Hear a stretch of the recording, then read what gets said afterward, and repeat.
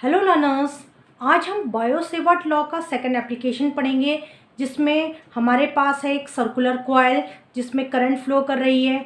उसके कारण हमें सेंटर पे मैग्नेटिक फील्ड को निकालना होगा। ठीक है, तो आइए स्टार्ट करते हैं आज का टॉपिक मैंने बोर्ड में लिखा है, इसको लिख लीजिए। Magnetic field at the centre of a current carrying circular coil. Circular coil कहिए या सर्कुलर लूप कहिए, एक ही बात है। वृत्ताकार धारावाही कुंडली के केंद्र पर चुंबकीय क्षेत्र। तो हमें मैग्नेटिक फील्ड निकालना है सेंटर पे, किसके कारण? करंट कैरिंग सर्कुलर कॉइल के कारण। ठीक है, तो सबसे पहले एक सर्कुलर कॉइल को ड्रॉ कर लेते हैं। ये हमारी सर्कुलर कॉइल हो गई। ठीक है, इसमें आई एम्पियर आपका करंट फ्लो कर रहा है। ये आई एम्पियर हमारा करंट हो गया। ये इसका सेंटर हो गया सर्किल का, और ये इसका रेडियस हो गया आर यानी त्रिज्या। ठीक है, स्मॉल आर से रिप्रेजेंट करेंगे हम उसको। और फिर देखिए हमें क्या करना है, हमें इस पूरी कॉइल के कारण इस पॉइंट पे सेंटर पे हमें मैग्नेटिक फील्ड को निकालना है। उसके लिए हम क्या करेंगे, सबसे पहले हम एक छोटा सा एलिमेंट कंसीडर करेंगे DL। उसके कारण हम इस सेंटर पे मैग्नेटिक फील्ड को निकालेंगे। जब हम उसको निकाल लेंगे तो उससे क्या होगा, उसको जब हम इंटीग्रेट करेंगे तो उस मैग्नेटिक फील्ड को इंटीग्रेट करने पे आपको पूरे कॉइल के कारण सेंटर पे मैग्नेटिक फील्ड पता चल जाएगा। ठीक है, तो एक स्मॉल एलिमेंट कंसीडर करते हैं। सबसे पहले DL, ये हमारा स्मॉल एलिमेंट हो गया DL। तो DL के कारण सेंटर पे जो मैग्नेटिक फील्ड क्रिएट होगा वो होगा, उसके लिए फॉर्मूला होगा DB equals to mu naught upon 4 pi IDL sine theta upon R square. जहाँ थीटा क्या होता था, थीटा आपका एंगल है DL के और इस सेंटर को DL से मिलाने वाली लाइन के बीच का, यानी कि ये वाला। और ये एंगल यहाँ 90 डिग्री है। ठीक है, ये एंगल क्या है आपका 90 डिग्री है। अभी मैं बताऊंगी कैसे है। लिखिए, since theta equals to 90 degree therefore DB equals to mu naught upon 4 pi IDL sine 90 divided by R square. फिर इसको लिखोगे आप mu naught upon 4 pi IDL sine 90 की वैल्यू 1 होती है डिवाइडेड बाई R स्क्वायर। तो ये DB के लिए फॉर्मूला आ गया। ठीक है, तो ये तो DL के कारण सेंटर पे मैग्नेटिक फील्ड था। अगर आपको पूरे कॉइल के लिए निकालना है, आप क्या करोगे, इसको इंटीग्रेट कर दोगे तो पूरे कॉइल के कारण सेंटर पे मैग्नेटिक फील्ड आपका निकल जाएगा। ठीक है, तो इसको इंटीग्रेट करते हैं। इंटीग्रेट करेंगे इसको भी करेंगे mu naught upon 4 pi IDL upon R square. ठीक है, लेकिन यहाँ पे देखिए मैंने अभी आपको थीटा इक्वल टू 90 डिग्री बताया था कि ये जो एंगल थीटा बन रहा है यहाँ, ये 90 है। तो ये कैसे है, पहले इसको यहाँ डिस्कस कर लेते हैं, फिर आगे करते हैं। ठीक है, देखिए जो आपका ये डिस्टेंस है ये क्या है, आपकी R है। R मीन्स रेडियस है।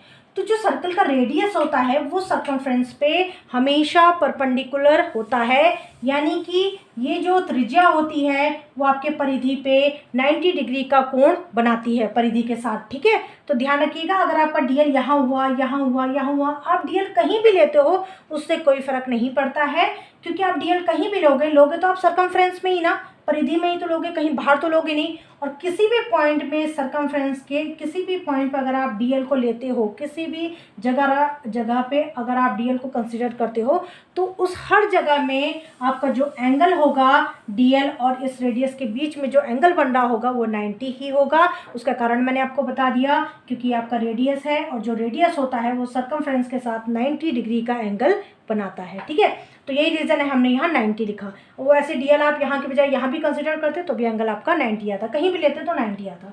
अब आगे इसको सॉल्व करते हैं। देखिए, जो कांस्टेंट टर्म है उसको बाहर निकाल लेते हैं। म्यू नॉट कांस्टेंट टर्म है, 4 पाई कांस्टेंट टर्म है, I कांस्टेंट टर्म है, और आपका R भी यहाँ कांस्टेंट है क्योंकि R तो चेंज होने वाला है नहीं। इंटीग्रेट होगा आपका DL, तो यहाँ आ जाएगा आपका B। DL का इंटीग्रेशन का मतलब क्या है, आप इतने छोटे से पार्ट को अगर इंटीग्रेट कर रहे हो तो उसको तो आपको क्या मिलेगा, आपको पूरा इस सर्किल की लेंथ मिल जाएगी। और इस सर्किल की लेंथ क्या है, आपकी सर्कमफ्रेंस है, यानी परिधि कहलाएगी। और जो सर्किल होती है, सर्किल के सर्कमफ्रेंस का फॉर्मूला क्या होता है, 2 पाई R होता है। और हमने यहाँ भी जो रेडियस कंसीडर किया है वो R ही है, तो इसका इंटीग्रेशन DL की वैल्यू हो जाएगी 2 पाई आर। समझ गए ना 2 पाई आर क्यों लिया? क्योंकि ये आपका जो सर्कल है उसकी जो लेंथ है वो आपका सर्कमफ्रेंस ही तो है, परिधि तो है, तो वो 2 पाई आर लिखा है। ठीक है, अब इस वैल्यू को डीएल की, इस वैल्यू को इंटीग्रेशन डीएल की वैल्यू को इस इक्वेशन में पुट करेंगे तो आपका बी आ जाएगा, यहीं पर कर लेते हैं, बी आ जाएगा आपका mu naught upon 4 pi I upon R square into 2 pi R. इसको सॉल्व करेंगे, एक आर इस आर से कैंसिल हो जाएगा, पाई पाई से कैंसिल हो जाएगा, यहाँ 2 से या 2 2 2 जब 4 हो गया तो बी की वैल्यू आ गई, अब यहाँ ऊपर लिख देते हैं, तो आपके बी की वैल्यू क्या आ गई है? म्यू नॉट, बी की वैल्यू आ गई है आपकी mu naught I upon 2 R. ठीक है, तो ये फॉर्मूला आ गया है आपका magnetic field at the centre of a current carrying circular coil, यानी वृत्ताकार धारावाही कुंडली के केंद्र पर चुंबकीय क्षेत्र का आपका जो फॉर्मूला है वो आ गया है। वो क्या है? B equals to mu naught I upon 2 R. ठीक है, तो अब देखिए यहाँ तो एक ही कॉइल था, अगर इस तरीके आपके n नंबर ऑफ टर्न्स हुए इस कॉइल में तब उसके लिए क्या फॉर्मूला होगा? यानी कि अगर आपके पास कुछ ऐसा हुआ, एक टर्न ये हो गया, दूसरा, तीसरा, चौथा, पांचवा, इस तरीके से n नंबर ऑफ टर्न्स हो गए, तो उस केस में मैग्नेटिक फील्ड का फॉर्मूला क्या होगा उसको भी लिख लीजिए। उस केस में जो आपका मैग्नेटिक फील्ड का फॉर्मूला होगा वो सिंपल n इससे मल्टीप्लाई हो जाएगा। ठीक है, mu naught n I upon 2 R. ये कब है? जब आपके कॉइल में n नंबर ऑफ टर्न्स है, तो सिंपल n इससे क्या हो जाएगा? मल्टीप्लाई हो जाएगा। फॉर्मूला आपको ध्यान रखना है, एग्जाम में पूछा जाता है, बहुत डेरिवेशन भी आती है, ऑब्जेक्टिव में भी आता है ये क्वेश्चन, तो इसलिए इसको फॉर्मूले को अच्छे से याद कर लीजिएगा। अब देखिए यहाँ जरा मैग्नेटिक फील्ड का डायरेक्शन भी डिस्कस कर लेते हैं। तो देखिए, तो मैंने आपको पहले भी बताया है कि जो मैग्नेटिक फील्ड का डायरेक्शन है वो हम राइट हैंड पाम रूल से निकालेंगे। तो करंट का डायरेक्शन आपका इस तरफ है, देखिए करंट का डायरेक्शन आपका उस तरफ है, तो करंट का डायरेक्शन की तरफ अंगूठा लगा लीजिए, फिर ये जो पाम है इसको स्ट्रेच करिए, फिर धीमे धीमे धीमे इन उंगलियों को मोड़िए। तो इन उंगलियों को मोड़ने पे डायरेक्शन कहाँ जा रहा है? बोर्ड के अंदर की तरफ जा रहा है, यानी इनवर्ड डायरेक्शन जा रहा है। तो आपका जो डायरेक्शन होगा इसका मैग्नेटिक फील्ड का वो आपका अंदर की तरफ होगा, यानी कि इनवर्ड डायरेक्शन होगा। और मैंने आपको बताया है कि इनवर्ड डायरेक्शन को क्रॉस से रिप्रेजेंट किया जाता है, सर्कल बनाते हैं, अंदर क्रॉस बनाते हैं। ठीक है, फिर ये तो इस यहाँ पे हमने अपना पाम स्ट्रेच किया, फिर यहाँ पे देखा हमने मैग्नेटिक फील्ड का डायरेक्शन। इस तरह हम अगर और जगह भी देखेंगे तो देखते हैं कि तब क्या आता है मैग्नेटिक फील्ड का डायरेक्शन। देखिए यहाँ पे देखिए जो करंट है ये इस तरीके से है, करंट नीचे की तरफ है, ये आपका अंगूठा करंट का डायरेक्शन रिप्रेजेंट कर रहा है, देखिए। ठीक है, और ये आपका पाम, अब धीमे धीमे स्ट्रेच करिए, तो पाम को स्ट्रेच करने पे मैग्नेटिक फील्ड का डायरेक्शन कहाँ आ रहा है? आपका अंदर की तरफ जा रहा है ना।